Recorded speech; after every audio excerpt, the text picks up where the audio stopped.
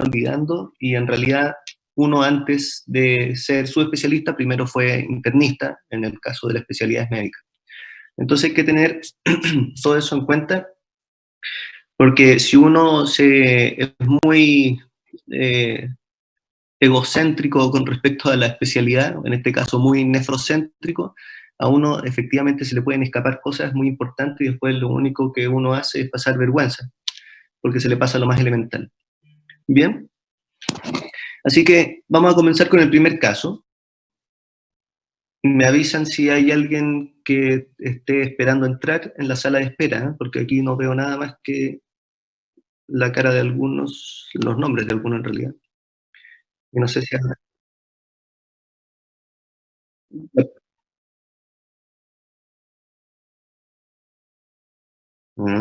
ver, vamos a ver cómo funciona eso.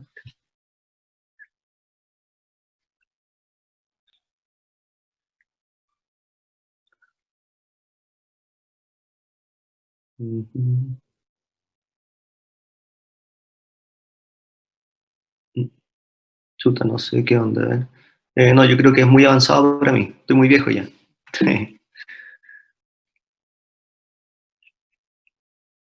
Ya, bien, chicos. Entonces comencemos con el primer caso clínico. Cualquier duda me lo van diciendo, me lo van preguntando, pero en general me gustaría que escucharlo más a ustedes más que sea un monólogo mío. Entonces, este es un chiquillo de 26 años, probablemente muchos de ustedes tienen la misma edad, sano, no tiene antecedentes de ninguna otra enfermedad y que se le ocurre postular un trabajo. Y en ese trabajo le piden exámenes generales y dentro de eso salió todo el resto prácticamente normal para el médico general, digamos, pero aparece un examen de orina que tiene 10 a 25 glóbulos rojos sin otra evidencia de algún hallazgo patológico. Entonces, chicos, la primera pregunta: ¿qué elementos de la anamnesis le podrían ser útiles para averiguar qué es que le está pasando a este paciente? Preguntar si ha notado la orina con cambios de color, por ejemplo. Ya, perfecto. ¿Por qué? ¿Por qué se le Porque podría ser ocurriría? una hematuria macroscópica y él podría como darse cuenta de antes quizás y no lo avisó, o un tanto más oscura, o de repente hay hematuria microscópica que solo se ve en el examen. Ya, perfecto. Una buena consideración. ¿Y por qué es importante en este caso, por ejemplo, tener el dato anamnéstico de que el gallo en realidad encontró en algún momento orinas de color medio rojo o medio oscuro que podrían asumirse que podría ser sangre?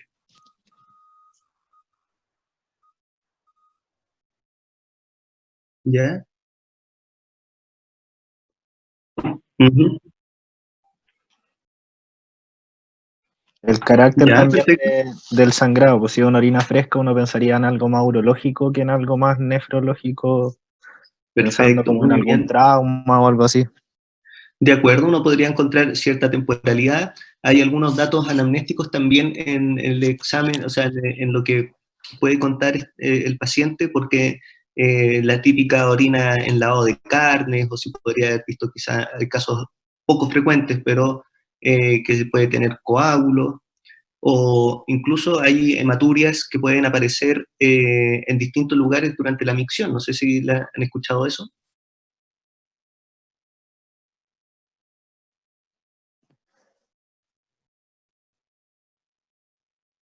¿no? Exactamente, ¿sí?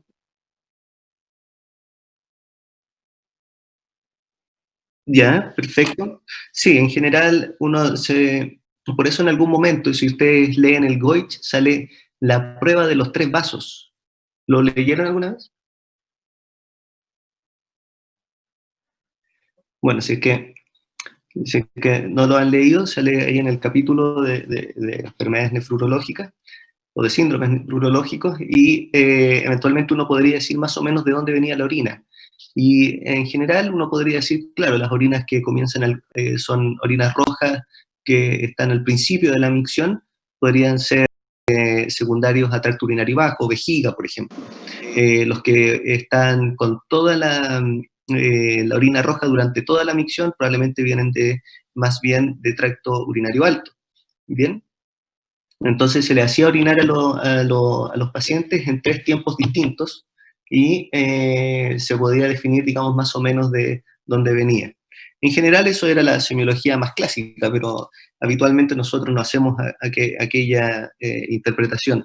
No hacemos hacer pipí a estos gallos en los vasos o en algún recipiente para evaluar de dónde viene la hematuria. ¿Algún otro elemento en la anamnesis? Han dicho varias cosas con respecto a la macrohematuria, o sea, la presencia de sangre macroscópica, digamos, o visible en la orina, pero faltan algunas cositas. Síntomas quizás acompañantes, por ejemplo, que nos podrían diferenciar de otro cuadro, quizás como la fiebre, dolor lumbar, orinas constantes, quizás. Perfecto, o sea, el síntoma o el síndrome, no, más bien, el signo cardinal es la macrohematuria, supongamos, y todo el resto que puede estar rodeando eso puede ser, por ejemplo, un trauma, o podría haber sido un dolor, como dijeron por ahí, característico, que podría asumirse que podría ser un cólico renal. Dijeron para ver la temporalidad, ya, perfecto. Pero falta un elemento que es muy importante. ¿Por qué es importante en un paciente joven? Acuérdese que estamos en nefrología. Para un paciente joven que el dato anamnésico sea macrohematuria. Que sea así un dato que uno dice, no, ya sé lo más o menos lo que tiene que caer.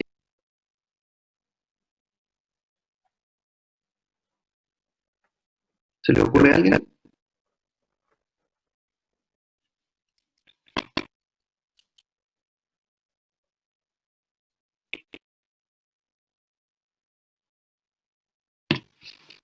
Parece que no.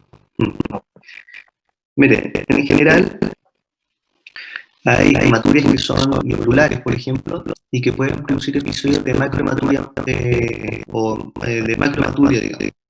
Y esos son los pacientes que tienen una IgA. No sé si recuerden que episodios, lo que se denominaba la hematuria sinfaringítica. ¿La escucharon alguna vez?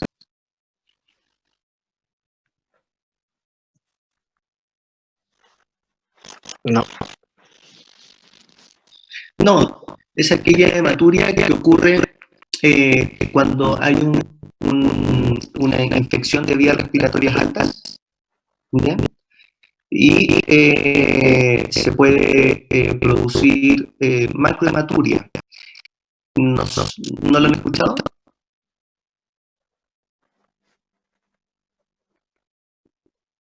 No. ¿No? Miren. Bueno, podemos indagar un poco más en eso, pero en general en la IgA, que es la clásica enfermedad de Berger, no sé si lo han escuchado, en donde un paciente que cursa una infección respiratoria alta tiene un cuadro de glomerulitis, ¿ya? O glomerulonefritis. Y en algunos casos pueden tener macrohematuria. Bien.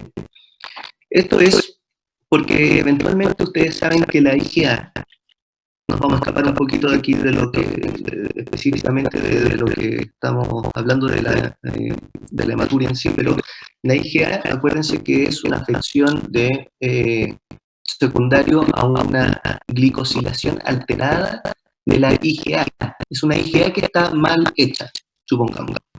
Bien, y tiene un segmento en una región de clivaje que debería estar glicosilada y no está glicosilada. Entonces, es una oglicosilación alterada de la IgA. Y eso produce una IgA que habitualmente no es normal y por lo tanto se puede formar complejo inmune y se puede depositar en distintos lugares. Dentro de eso puede ser la piel, por ejemplo, o puede ser, en este caso, en el riñón, y produce una glomerulitis y genera un cuadro a veces de microhematuria, puede ser macrohematuria, o puede ser un cuadro de hipertensión de larga data, con secundario al daño del riñón. Puede producir en general proteinuria.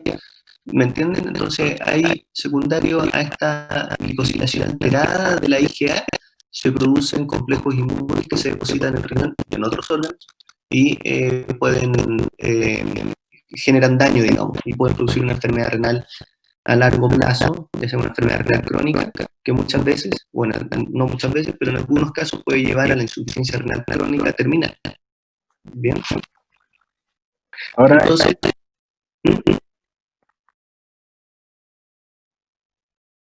sí, bueno,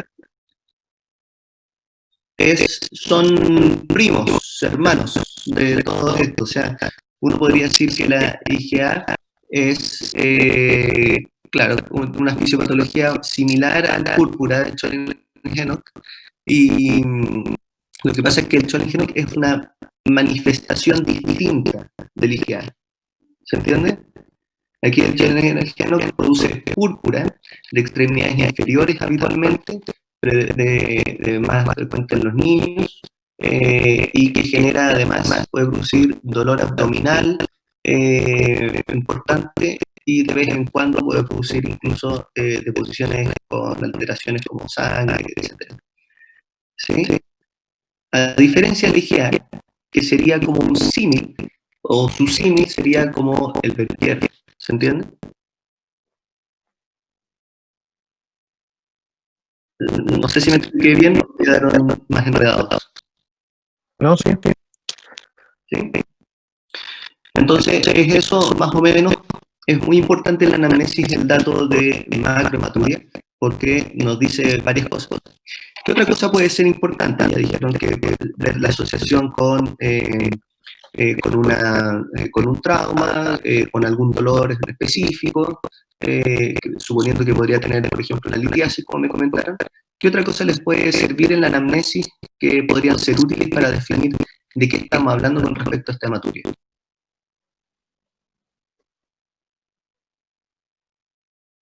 Ya, perfecto, de acuerdo, muy bien, podría ser. Si supongamos que fuese una mujer, sin duda, ¿cierto? No se les olvide jamás. Hay gente que ha reprobado examen por no tener ese concepto bien claro. ¿Ya? O sea, obviamente hay mujeres que pueden estar justo en su periodo menstrual y que pueden tener hematuria. Así que siempre, como moraleja, siempre hay que repetir el examen de orina si uno tiene una hematuria. Bien, para estar bien seguro que efectivamente es una hematuria que es persistente. ¿Algún otro elemento?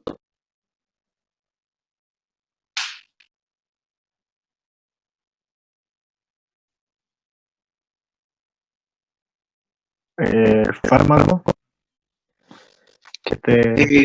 Ya, ahora hay que tener cuidado porque aunque hay fármacos que eventualmente podrían producir alteraciones en el dipstick, por ejemplo, que puedan poner hemoglobina positiva o eritrocitos que salen algunos dipsticks ahí 10 a no sé cuántos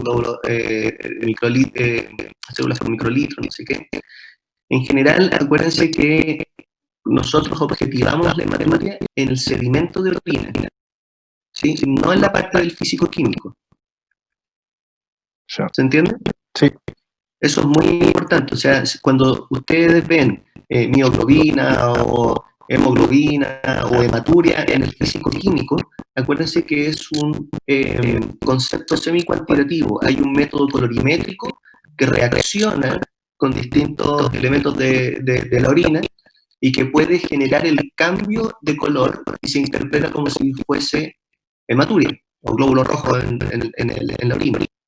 ¿Ok? Pero lo que me confirma si es o no esta cuestión verdadera es el sedimento orina, que es la segunda parte, que es donde ojalá el médico o el nefrólogo pudiese ver el examen de orina habitualmente, pero no lo hacemos nunca.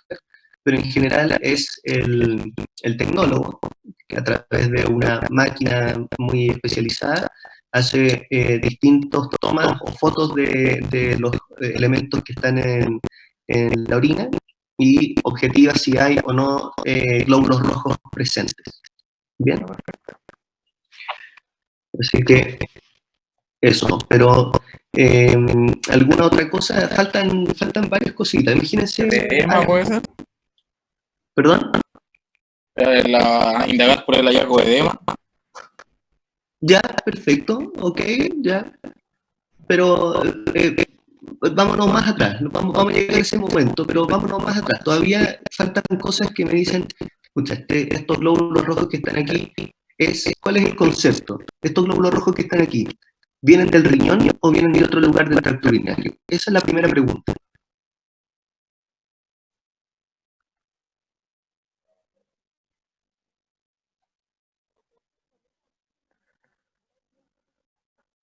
Exactamente, pero no es todo. Sí, como los cilindros y todo eso, no sé. Sí, es verdad, tienen razón, pero por eso, cuando ustedes ven el examen de orina y tienen glóbulos rojos, y yo tengo que definir si esto viene del riñón o viene del tracto urinario, yo no siempre, si se fijan, si ustedes están en el barro, bueno, ahora que todo es COVID, el examen de orina se lo toman, porque si antes se lo tomaban poco, ahora se lo toman re nunca. Entonces, el examen de orina no muestra las dismorfias habitualmente. O sea, si yo veo un examen de orina en el barro lupo que tiene dismorfias, es porque el gallo realmente tiene dismorfias. O sea, eso, y debería tener muchas probablemente. Pero si yo voy a otro centro o quizá a un laboratorio más especializado, probablemente ahí van a salir dismorfias. Entonces, acostúmbrense como a tener el concepto de que las dismorfias no siempre van a estar especificadas. ¿Ya? Entonces, la pregunta es, dijeron, la pregunta es, causas de hematuria. Puede ser glomerular o no glomerular, ¿sí? Sí. Estamos hablando de este caso, por el momento, una hematuria aislada, ¿sí? Entonces, esta hematuria aislada, si viniese del glomérulo, ¿qué podría ser? O del riñón. Pongámosle glomérulo y otras estructuras del riñón.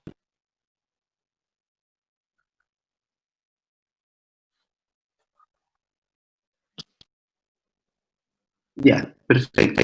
Una glomerulonefritis. Muy bien. ¿Qué otra cosa podría ser?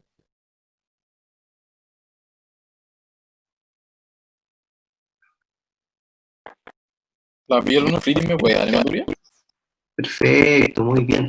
Esa es la idea. La pielonefritis o la ITU pueden dar hematuria. ¿Me entiendes? Entonces, a lo que voy, que aquí el elemento cardinal es la hematuria. Sí o sí, glóbulo rojo, pelado, puro y duro. Entonces, ahí uno abre las causas y dice, bueno, la hematuria en general, ahora que no tengo muchos datos anamnéticos, pero en general puede ser o del riñón o de la vía urinaria. Entonces, yo voy a ver qué cosas pueden causar hematuria en el riñón. Puede ser una glomerulonefritis, perfecto. Dijeron por ahí una pielonefritis también. Muy bien, ¿qué otra cosa puede ser? Solo del riñón, enfoquémonos solo en el riñón. Síndrome nefrítico. Ya, glomerulonefritis, Sí, sí. ¿cierto? Como lo mismo. ¿Alguna otra cosa? Cáncer renal. Ya, perfecto. Masas renales. A veces, habitualmente uno relaciona que puede ser el cáncer, pero puede ser, por ejemplo, un angiomiolipoma, a veces puede producir ¿cómo se llama? Hematuria, algunos quistes, los abscesos, qué sé yo, otros tipos de cáncer, como un oncocitoma, etc. Bien. ¿Qué otra cosa podría producir del riñón que podría producir hematuria? Una nefritis intersticial. Eso, puta, no, es tan inteligente hoy día. ¿Almorzaron o no? Sí. Sí, está bien, está bien. Pero No, no, no. Eso, es una nefritis intersticial. Bien. Entonces, ya sea puede ser una nefritis intersticial aguda, que a veces pueden producir hematuria, y no es una hematuria muy importante, es una hematuria pequeña, media rasquel y sin gusto mucho, pero en general es una hematuria. Puede ser una nefritis intersticial crónica también. Entonces, eso. ¿Alguna otra cosa? Dijeron por el chat litiasis renal también. Litiasis renal, perfecto. Ah, ya. ¿De acuerdo?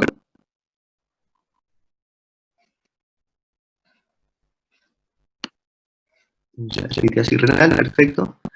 Doc, ¿Qué una otra cosa NTA me puede dar? Una NTA, no. No. Ya.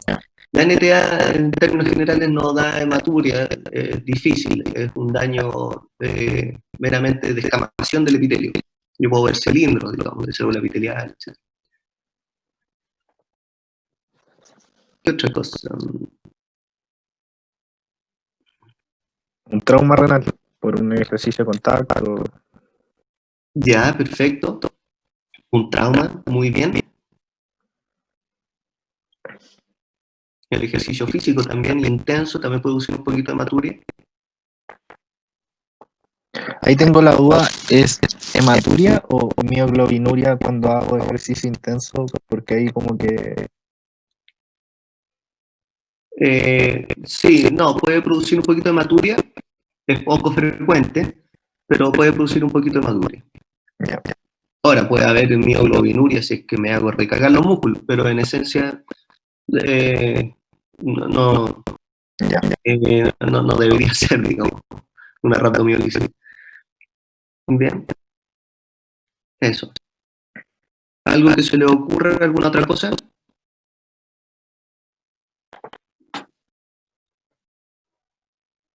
¿No?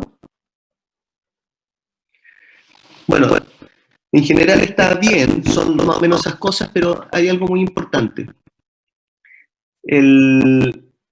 La membrana basal delgada, dijeron la glomerulonefritis, ¿cierto? La membrana basal delgada es una causa de hematuria, ¿bien? Es una enfermedad benigna en donde la barrera de filtración, específicamente con respecto a la membrana basal, es más delgado de lo que debería ser, se diagnostica solamente por microscopía electrónica, ¿bien? Un síndrome de Alport, entonces también puede ser, digamos, causa de hematuria. Eh, ¿qué otra cosa podría haber? Bueno, la IgA que la conversamos, ¿cierto? Entonces, cuando uno toma el síntoma o el signo cardinal y uno sabe las causas de cada de esos, o las causas más probables de cada uno de esos signos, perdón, o síntomas, entonces yo puedo definir qué es lo que hay que preguntar. Entonces, si en algún momento dijera una glomerulonefritis, entonces yo le tengo que preguntar de cosas de glomerulonefritis, ¿cierto? Si ha estado con edemas, cómo ha estado el débito urinario, se ha disminuido, etcétera, etcétera, si ha tenido algún otro elemento, eventualmente si se ha tomado la presión o si le ha tomado la presión, si está alta, etcétera.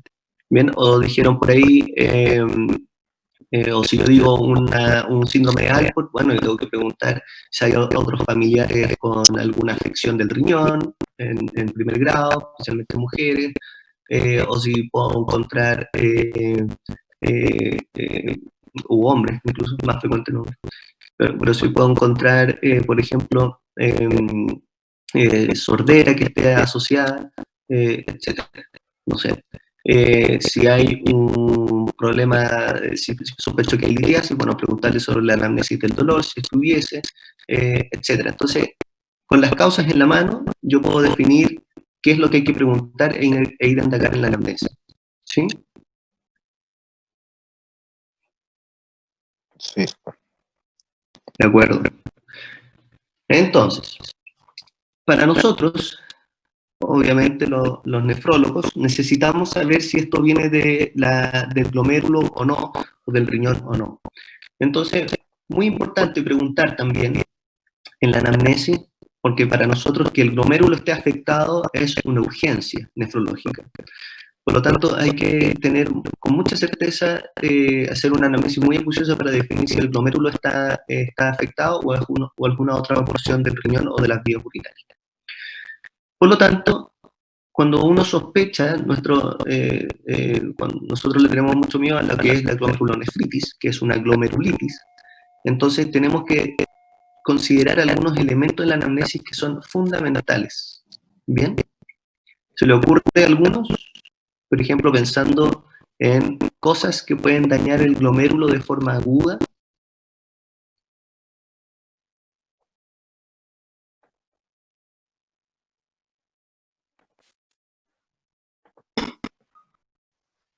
Uso de AINES, ya, perfecto, puede ser.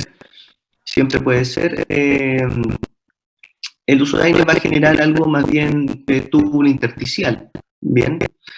Ya sea una nefritis túbulo intersticial, pero en general, y va a producir un poquito de hematuria, y eso es muy importante también dejarlo consignado en la anamnesis, así como ver el examen de orina si tiene alguna otras alteraciones.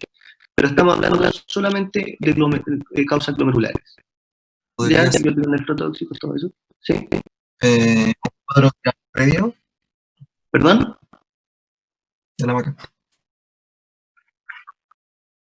Ya, una causa postinfecciosa, ¿de acuerdo? ¿Ya? Entonces ahí habría que preguntar si hubo antecedentes de una afección, digamos, una infección orofaringea, una amigdalitis pultácea, por ejemplo. Pero acuérdense que eso se presentan 2 a 3 semanas del evento inicial, o sea, la glomerulitis se presenta tardíamente, a diferencia del Berger, que se presenta con el dolor de garganta. ¿Sí?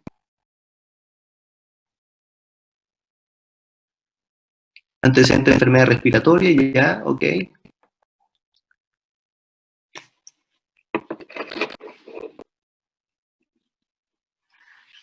¿Alguna otra idea?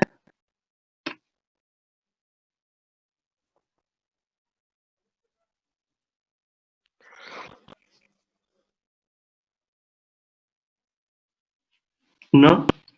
Bien. ¿Cuál es la idea?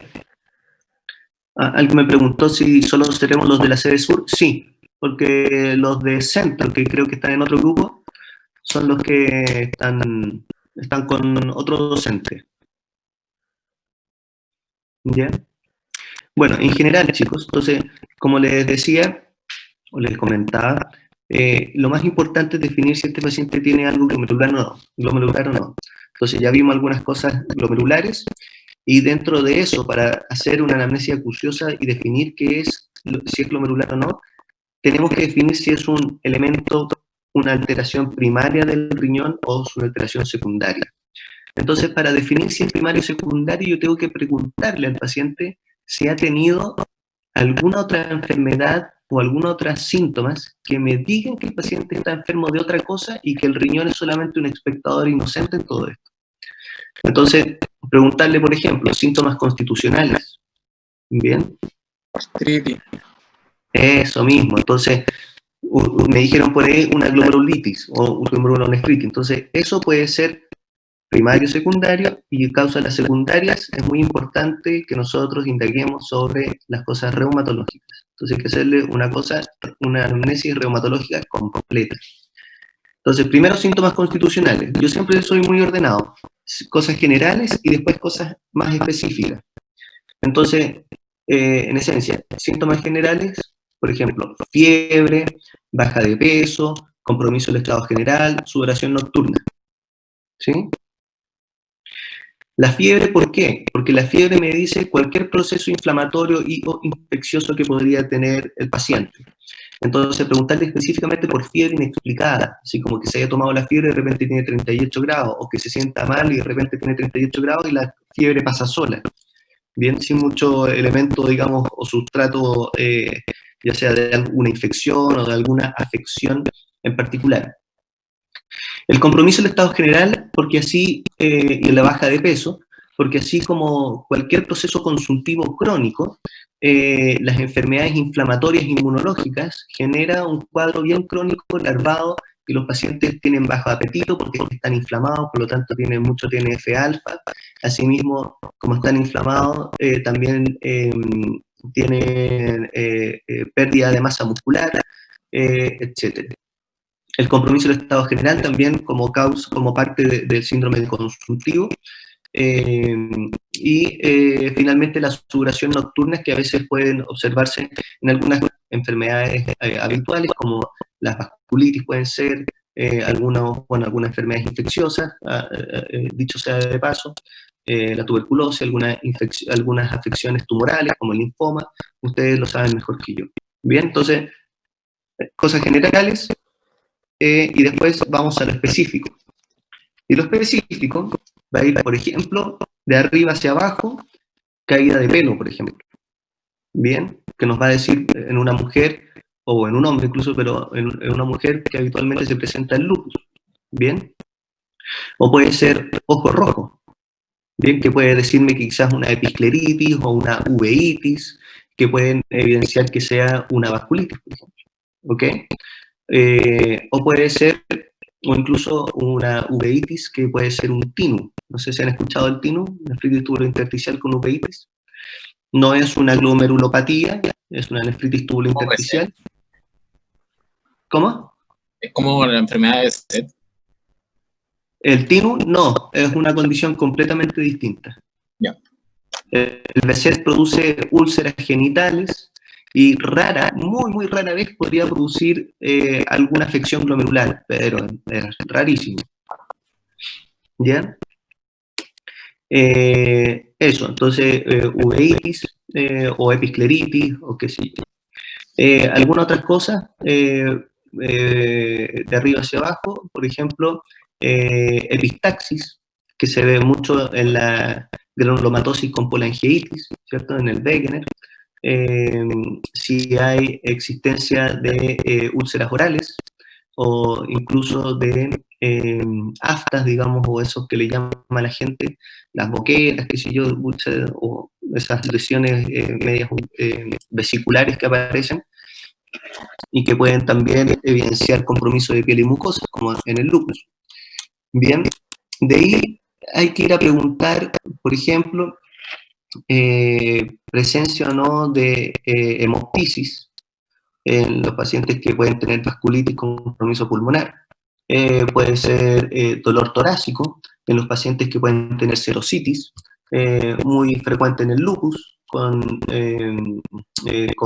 serositis como derrame pericárdico o derrames pleurales, y que habitualmente puede manifestarse como dolor precordial o simplemente un dolor característico. Bien, o incluso a veces pasan desapercibidos. Algunos otros elementos, como por ejemplo, bueno, tos, que puede ser incluso tos seca persistente, que se puede asociar a algunas mesenquimopatías, como la artritis reumatoidea, o como el Sjögren, o como, bueno, el lupus, que puede producir enfermedades pulmonares intersticiales difusas. Algunas otras cosas, bueno, eso, disnea, ¿ya? Que también es un elemento importante. Y de ahí para abajo uno podría preguntar, por ejemplo, en hematemesis, en caso de vasculitis que produzcan compromiso del sistema gastrointestinal, dolor abdominal crónico o diarreas crónicas, etc. Algunas otras cosas, por ejemplo, por supuesto, es la artritis. Bien, la artritis hay que preguntarla y toda la anamnesis de las articulaciones. Cuándo comenzó la primera articulación, de qué tamaño son las articulaciones, qué números son las articulaciones comprometidas, cómo han ido evolucionando, si han sido aditivas, si son migratorias, etc. Y, por supuesto, lesiones en la piel que pueden suponer que tengamos una vasculitis. Bien, entonces son todos esos datos anamnésticos que hay que preguntar como para definir si estamos frente a una enfermedad glomerular y que esta enfermedad glomerular es secundaria, o es una enfermedad glomerular que es una enfermedad primaria del riñón. O sea, el riñón se enfermó porque tiene mala cueva nomás, ¿qué le vamos a hacer? ¿Ya? Entonces, ese es como el concepto. ¿Sí? ¿Dudas, preguntas hasta ahora? ¿No? Ya. ¿Algún comentario por el momento? ¿No? Ya. Vamos bien.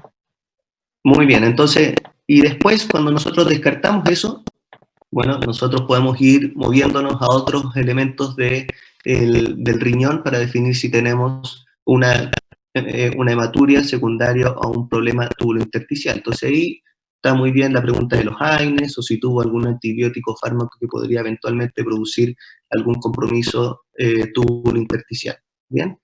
Entonces, y después, bueno, todo lo que ustedes dijeron, la litiasis, etcétera, etcétera. Cuando nosotros tenemos ya súper acabada la anamnesis, entonces recién ahí podemos ir a preguntar si es que existen otros elementos que me digan que puede ser algo de la vía urinaria así más franca, más abajo. Por ejemplo, si ha tenido consumo de algunos quimioterápicos, como algunos alquilantes, como por ejemplo la ciclofosfamida, que produce la clásica cistitis hemorrágica, o puede ser incluso algunos pacientes que pueden tener una cistitis intersticial crónica, o puede ser algunos pacientes que pueden presentarse con neoplasias de urotelio, etc. Y eso se va a ir indagando de forma específica. Bien. Entonces, ¿qué elementos del examen físico les podrían ser útiles? Bueno, yo creo que más o menos lo que hemos hablado. Algún otro, aparte de ver si el paciente tiene, examinar la piel y las articulaciones, que es fundamental, por supuesto, hacer el examen físico de arriba a abajo. ¿Mm?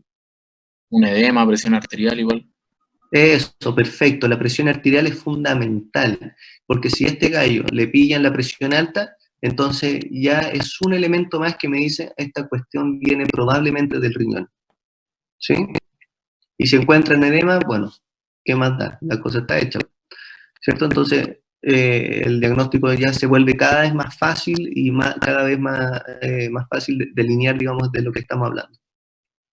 Entonces, muy bien, ver la presión arterial, ver si hay edema, ver si hay otro elemento de secundariedad, por ejemplo, la caída del pelo, si hay úlceras vocales, si hay, qué sé yo, alguna otra lesión en la piel, si hay, por ejemplo, lesiones o embolías en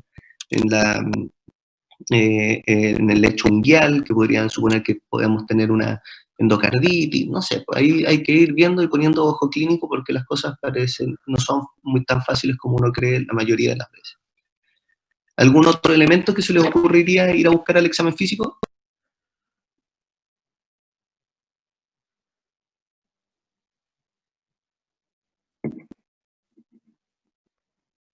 ¿Mm? ¿No? Ya lo hemos mencionado, que puede ser de diversas causas. Bien, bueno. Entonces, finalmente, ¿es esto una glomerulopatía? Bueno, una buena pregunta. Eso es lo que estamos tratando de averiguar. Bien, entonces, con todo eso que hemos comentado, la idea es definir si eventualmente es una glomerulopatía o estamos hablando de otra cosa, y si la glomerulopatía es primaria o secundaria. Entonces ahí viene, aparte de la anamnesis y toda la chuchoca, viene ver el examen o los exámenes complementarios en general que le vamos a pedir. Entonces, ¿qué le pedirían a este paciente que llega, les presenta este examen y dicen, oye, quiero saber qué tengo al riñón, si es que tengo algo, y cómo vamos a actuar de aquí en adelante y qué exámenes más le vamos a pedir? ¿Qué irían a buscar?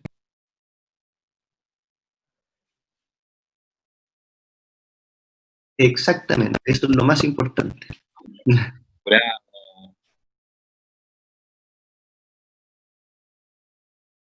Perfecto.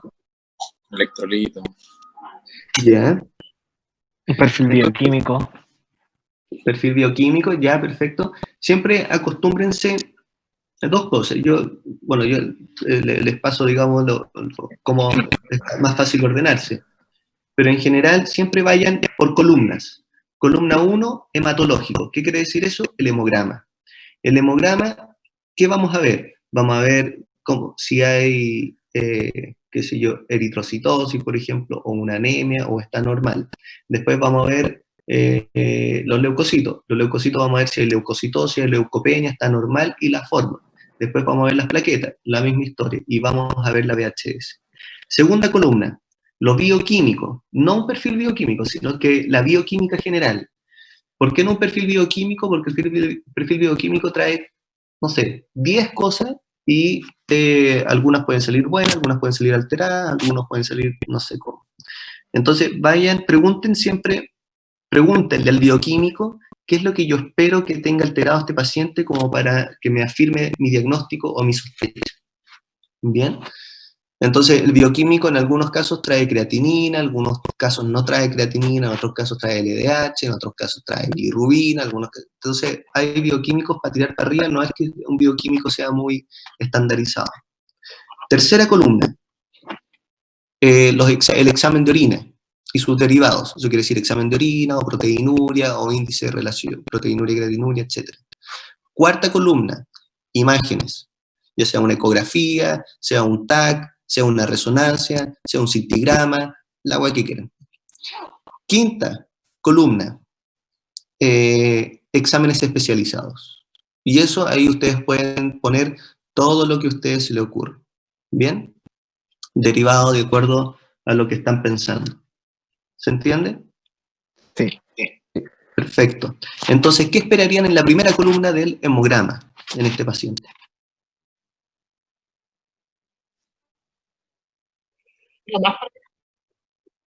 Ya, perfecto.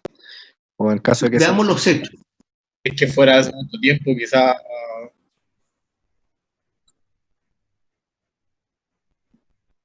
Ya, buena consideración, vamos a discutirlo.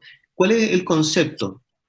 Hay que fijarse en los hechos. Hasta ahora hemos tenido puras especulaciones, no hemos tenido ninguna cuestión con certeza. Pero en general es un paciente joven con glóbulos rojos en la orina. ¿Bien? Suponemos, voy a poner algunos supuestos, pero suponemos que el gallo no tiene nada muy especial en la anamnesis y que en general nos queda la duda de qué diablo estamos hablando. Entonces, muy bien. Entonces, el hemograma pareciera ser normal. Probablemente esté normal. Si existiese anemia, ¿qué pensarían? Hematuria crónica, quizás. O alguna. una enfermedad crónica. Sí,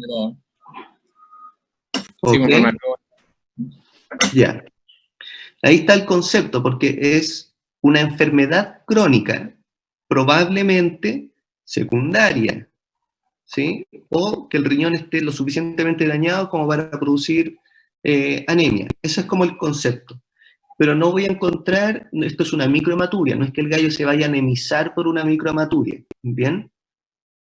Hay que suponer que si estamos hablando de una glomerulopatía, estamos hablando de una inflamación pequeña, pero inflamación al fin y al cabo del riñón.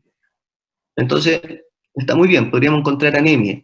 Y si hay anemia, ahí hay que ver, se me pararían los pelos, porque en realidad hay que ver que probablemente aquí hay una causa secundaria, o que el riñón está lo suficientemente dañado como para producir anemia.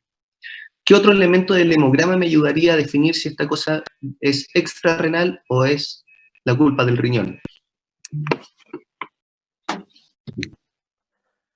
Leucocito, en el caso de las enfermedades como, no sé, postestreptocócica.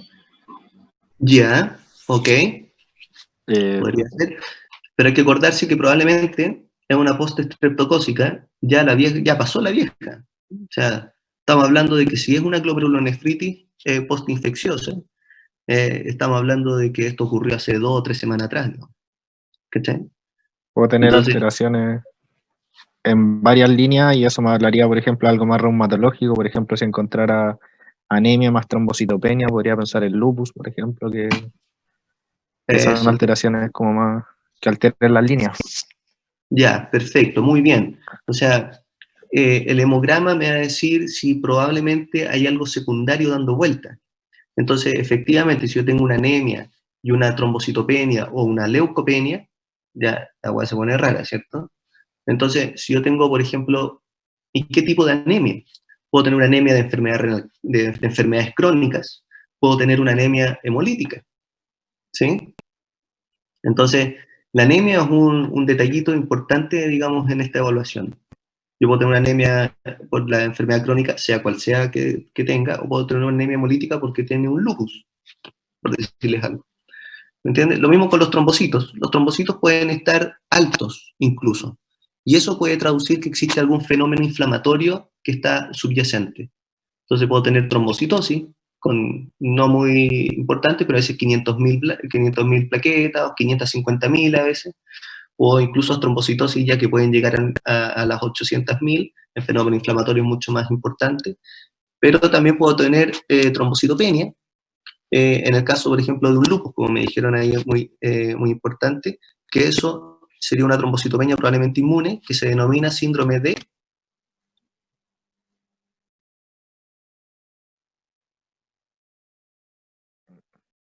Ni idea. Una anemia más trombocitopenia inmune, todo inmune. ¿Cómo? ¿Podría ser un síndrome hemolítico urémico? Ya, es que es distinto, porque estamos hablando, el síndrome, el CHU, no es un fenómeno inmunológico propiamente tal.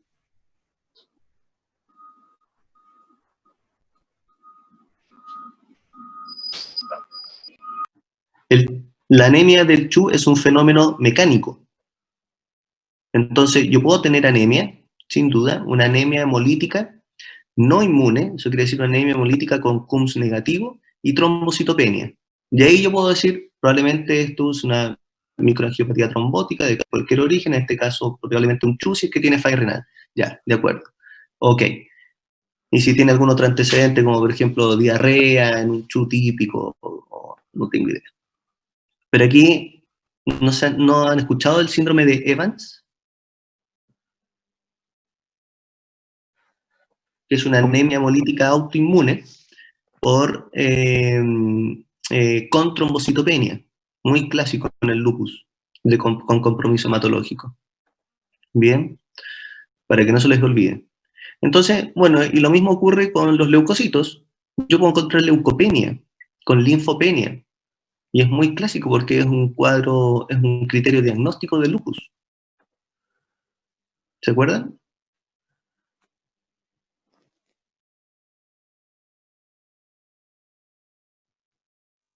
¿No?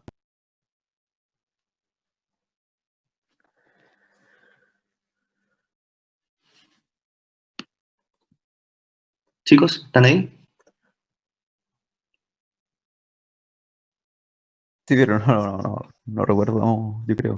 ¿No se acuerdan? Acuérdense que el lupus tiene un criterio hematológico. Y eso sale, criterio hematológico, según los criterios de la ACR, que son los criterios de Chapel Hill, no sé si se acuerdan. Bueno, y después salieron los criterios SLIC del 2012, que además fueron actualizados el 2019. Entonces, ahí sale el criterio hematológico. Anemia hemolítica, 1, o alteraciones de la serie blanca, que pueden ser leucopenia con linfopenia. Bien, y puede haber trombocitopenia también, que son criterios hematológicos. Así que recuérdenlo, péguenle un repaso para que no se les olvide. Y la VHS, como me dijeron por aquí, estoy viendo en el chat, es importantísimo. La VHS es lo más inespecífico que hay, ¿ok? Pero, puta, que ayuda cuando está alta, ¿cachai? Entonces, por eso la VHS es algo muy importante considerarlo y tomarlo en cuenta, ¿ok? Una VHS alta, habitualmente las VHS son, cuando son altas, son realmente altas, estamos hablando sobre 80 o sobre 100 de VHS. Y en eso hay algunos puntos claves que son la VHS alta. Uno, las vasculitis clásicas, típicas. Dos, las vasculitis de vaso pequeño. Bueno, también la vasculitis de vaso grande, como la arteritis de la temporal también, que tienen clásicamente VHS alta, o puede ser la enfermedad Takayasu, también cursa a veces con fenómeno inflamatorio alto, pero las vasculitis de vaso pequeño también generan VHS altas sobre 100. Lo mismo ocurre, bueno, algunos pacientes con otras enfermedades reumatológicas, el lupus. Tercero puede ser esperen un segundito, que me están justo llamando por teléfono, espérenme 2 segundos.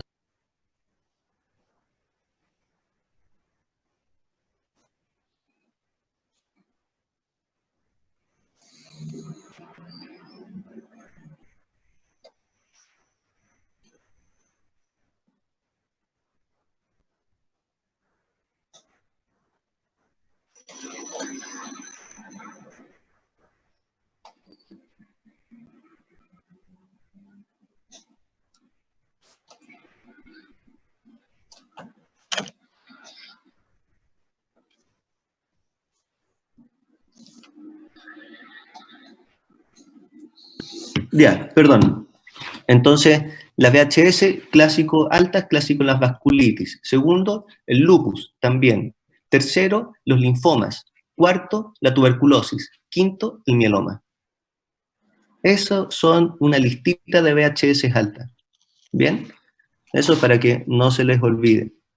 Bien, ¿qué otra cosa irían a buscar entonces en la segunda columna, que es del bioquímico? ¿Irían a buscar algo? ¿Esperarían encontrar alguna alteración si es que fuese algo glomerular, primario o secundario?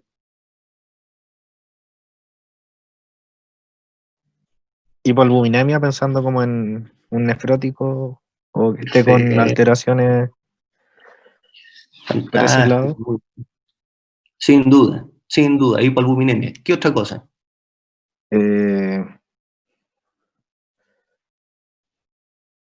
del CRAB de mieloma, el calcio elevado. Perfecto, muy bien. Ahora la pregunta es, ¿el mieloma produce glomerulopatía? Eh, ¿No dicen por ahí? ¿Alguien dice que sí? Díganlo nomás, si yo no veo ni sus caras, así que digan nomás. Me pueden decir hasta un garabato y no sabría quién es. No, según yo no. Ya, O no que recuerde.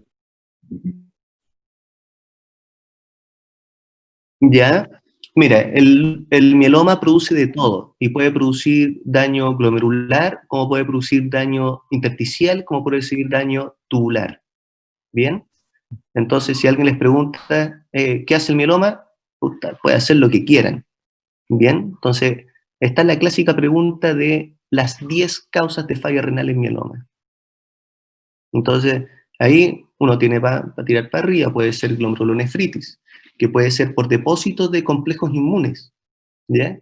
Que se llama la enfermedad por depósito de cadenas ligeras, Light Chain Deposition Disease. Puede producir amiloidosis secundaria, ¿sí? Puede producir la hiperviscosidad, puede producir falla renal también en mieloma. Puede producir la hipercalcemia del mieloma, también puede producir la depresión de volumen, entonces tiene un factor prerrenal. Puede producir nefritis intersticial, puede producir diabetes insípida. El clásico riñón de mieloma, que es la obstrucción tubular por cilindros, en donde se forman cilindros en el túbulo distal, cilindros característicos, con mucha proteína, paraproteína asociada a la uromodulina o al TAM-Horsfall, y genera unos cilindros eosinófilos que están muy pegados y muy adherentes al túbulo. La hiperuricemia puede producir también daño renal, más intersticial, o la hiperviscosidad también secundario a la gran cantidad de paraproteínas. En general, muchas cosas puede producir el mieloma. Entonces, si puede producir glomerulopatía, efectivamente puede producir glomerulopatía. Entonces, pero en este caso no pareciera ser un mieloma, ¿cierto? 26 años, un gallo sano, no estamos hablando de eso, ¿cierto? Entonces, ¿qué otra cosa se les podría ir a buscar? ¿O esperarían encontrar el bioquímico? Recordemos los hechos. Paciente sano, joven, con un examen de orina alterado. Eso es todo lo que estamos viendo.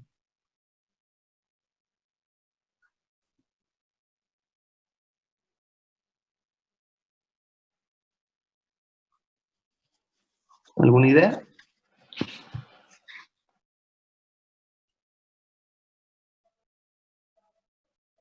¿Sí?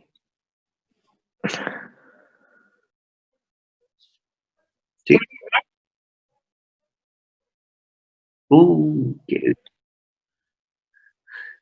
Qué, qué buena pregunta y qué difícil por lo demás. Porque en general la diabetes no da hematuria. Si uno ve un diabético con hematuria hay que pensar que hay alguna otra cosa. ¿Sí? Bien. Pero en términos generales, si uno ve los estudios y qué sé yo, e hila un poquito fino, en general yo puedo encontrar en algunos casos que puede bordear entre el 20 y el 30% de diabéticos que sí pueden tener hematuria. Bien, pero no es lo habitual. O sea, el concepto es, si yo tengo un paciente diabético con una nefropatía diabética, yo no debería encontrar hematuria. ¿Sí?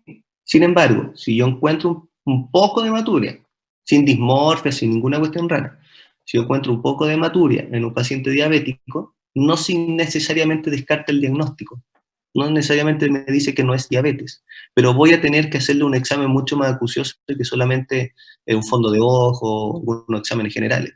¿Entiendes? Voy a tener que hilar más fino. O sea, voy a tener que convencerme de que la cosa es diabetes y no otra cosa. ¿Se entiende? Sí. Eso. Entonces, bueno, yo le voy a ayudar. En el bioquímico puede que esté todo completamente normal. Efectivamente, acuérdense que estamos hablando paciente joven, sano, sin ninguna otra comorbilidad. Entonces, muy bien el concepto de que podría tener una albúmina baja y podríamos estar pensando en un nefrótico. Puede ser, pero probablemente el paciente hubiese llegado preguntando, no sé, por edema o algún otro elemento que me haya pensar que haya una nefrosis. Asimismo, el resto del bioquímico probablemente no encuentre muchas alteraciones. Quizás colesterol alto, si es que estamos hablando de lo mismo, nefrótico, etcétera, pero no parece ser el cuadro clínico. ¿Cierto? El examen de orina. ¿Qué irían a buscar en el examen de orina? Supongamos que se lo repetimos y salieron los mismos días 25 glóbulos rojos.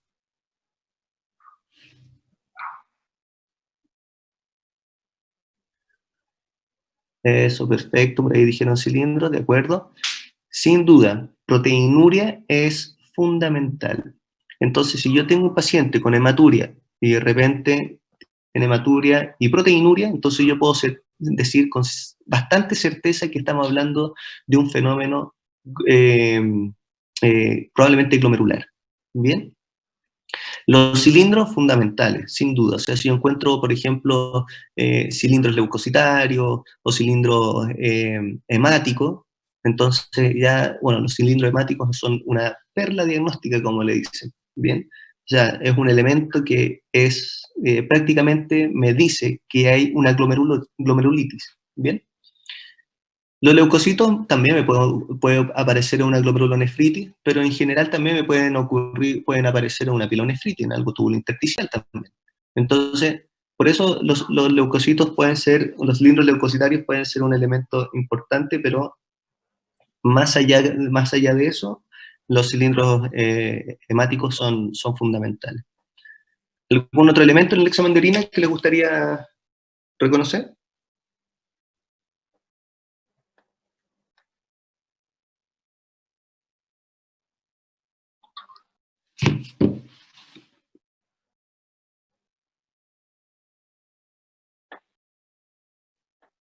Ya, de acuerdo. En general, ir a ver si hay bacterias, por supuesto, no se nos vaya a pasar que el paciente tenga una infección urinaria y le estamos haciendo todo un estudio de hematuria. Sin duda, hay que ir a ver y parte importante de la anamnesis es indagar si existen síntomas urinarios. Y si existe duda, bueno, hacerle un cultivo y si sale positivo, tratarle el examen de orina antes de tomar cualquier alguna determinación. ¿Ok? Pero en general eso, también nos pueden ayudar cristales, por ejemplo. Quizás tiene cristales de oxalato y el paciente realmente tiene una hematuria secundaria, alguna litiasis o quizás qué diablo. Entonces, importante ver si es que no hay cristales de algún tipo. Bien, ¿algún estudio complementario asociado o imágenes? Ecorrenal. Ya, perfecto. La eco renal es, bueno, fundamental, ¿cierto? Probablemente aquí, ¿cómo esperarían encontrar la ecografía? En el caso de este paciente, yo creo que normal. Normal. Muy bien, ¿algún otro hallazgo que podrían encontrar? Si ¿Lo que se fuese les una ocurre? litiasis, quizá hidronefrosis, uretronefrosis. Ya. Esos serían hallazgos, pero no esperaríamos encontrar eso, ¿cierto? O sea, no estamos hablando de una uropatía obstructiva, pero sí podríamos encontrar que el riñón esté perfectamente conservado. Entonces, en realidad nos va a decir que esto es probablemente no es una enfermedad renal, no hay una enfermedad renal crónica así establecida o hecha y derecha, y que podríamos pensar que es algo agudo o que no ha producido mucho daño. Bien. ¿Algún otro ¿Algún otro examen? ¿Examen complementario, examen especializado, examen de algún tipo? Ya, ya, perfecto. Pero nosotros no biopsiamos a todos. Entonces, en ese contexto hay que esperar un poquito. Para, para nosotros suponer, para nosotros biopsiar, nosotros tenemos que tener la idea de algo, de que vamos a encontrar en la biopsia, ¿cierto? Entonces, hasta ahora, lo único que podríamos suponer es que quizás hay una glomerulopatía primaria, ¿sí? Hay que ir a definir qué glomerulopatía primaria es. Pero tampoco podemos estar 100% seguros, por lo tanto, hay que hacer algunos estudios asociados, ¿sí? Y esos estudios son, ¿qué me puede decir algunos? Como el factor reumatoide, por ejemplo, ANCA. ¿Puede ser? Perfecto, Complemento C3, C4. ya, de acuerdo, muy bien, ANA, anti-DNA, ya. Entonces, esos son exámenes de reumatología. reumatológicos. Entonces, uno le pone una serología inmunológica que consiste en descartar algunas cosas grandes, macro, ¿ya? A menos que yo crea que el diagnóstico ya, no sé, pues si la vieja se le cae el pelo, tiene úlceras orales, tiene fotosensibilidad, tiene lesiones en la piel, o tiene cuánta cosa, entonces en general yo voy ir a buscar el lupus, ¿bien? Entre otras cosas, pero en general voy a ir para allá. Pero yo no le hago un estudio tan extenso a todo el mundo. Lo primero que hay que descartar es efectivamente si que hay algún anticuerpo positivo. Y eso habitualmente nosotros tomamos algunos elementos como un ANA. ¿Bien? A veces podemos estar frente a pacientes que pueden tener enfermedades glomerulares como tipo vasculitis muy jóvenes. Son casos poco frecuentes, pero podemos tener un ANCA. Entonces hay que tomarlo. Siempre por las dos técnicas, por IFI y por ELISA. ¿Bien? Y tercero, y muy fundamentalmente, es el complemento. ¿Ok? Y yo creo que si ustedes me hacen elegir un examen inmunológico de todos esos, yo pediría el complemento.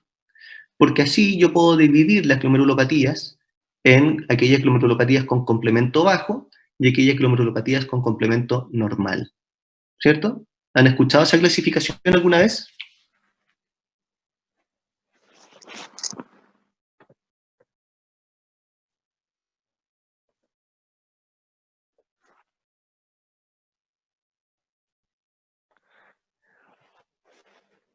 Ya, perfecto. ¿Qué me puede decir algunas glomerulopatías con complemento bajo? Bioglobulinemia. Ya, perfecto, muy bien. Crioglobulinas. Y Glomerulonefritis lúpica, como el perfecto, lupus. un lupus. ¿Qué más? Postinfecciosa. Una postinfecciosa. Perfecto. ¿Qué más?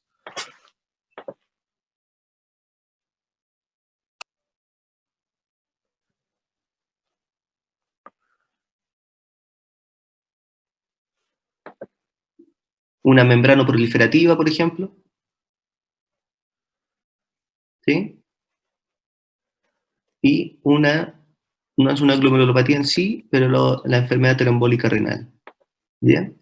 Entonces esas son las glomerulopatías con complemento bajo. Y unas con complemento normal. Por ejemplo, La IgA, la IgA. Muy bien. ¿Cuál otra? por cambios mínimos también da complemento normal. Se ven niños, pero da complemento normal. Ya, pero estamos hablando de glomérulo, glomerulopatía. Ya, perfecto, ok, sí, ya. De acuerdo. Ok.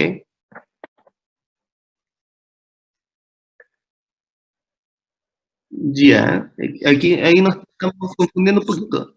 Pero en general sí, ¿ya? ¿De acuerdo?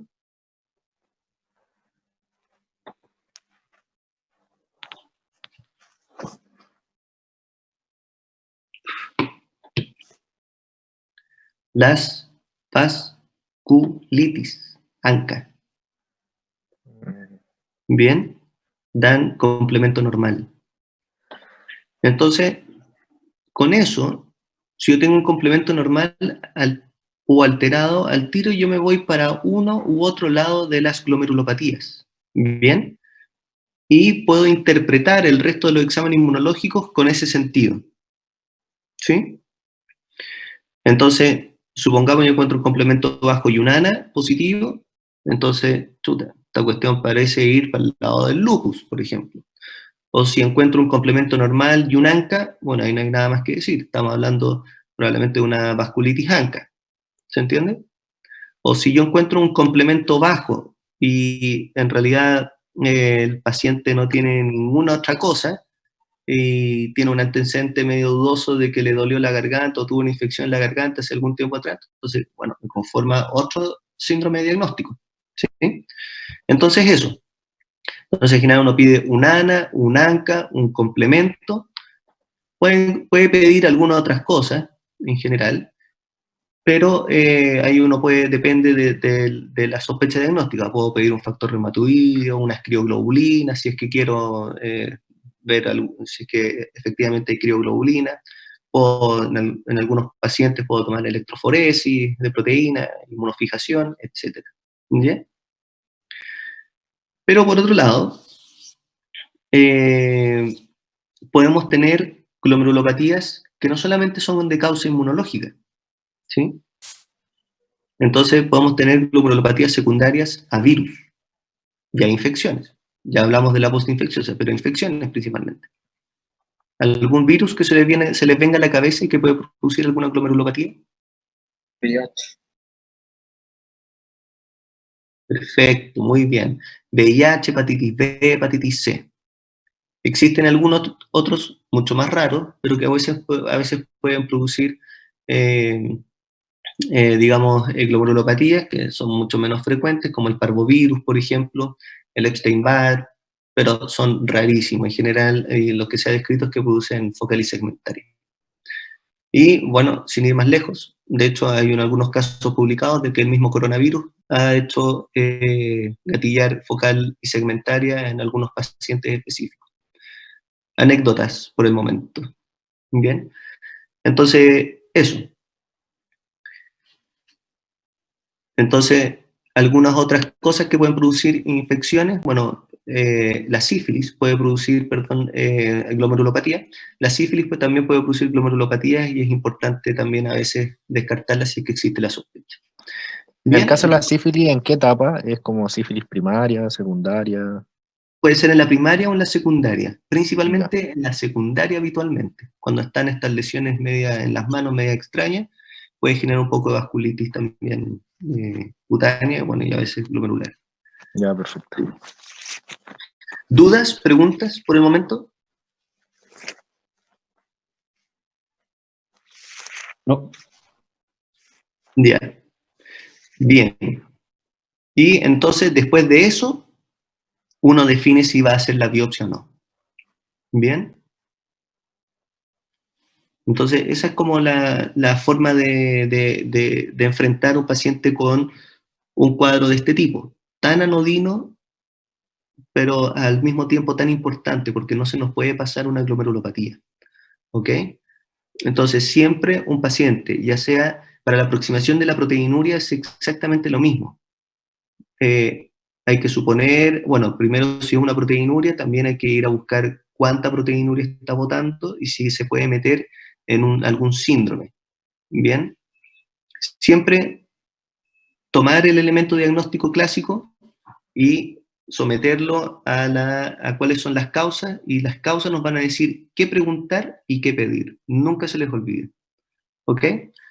¿Dudas, preguntas, comentarios hasta el momento?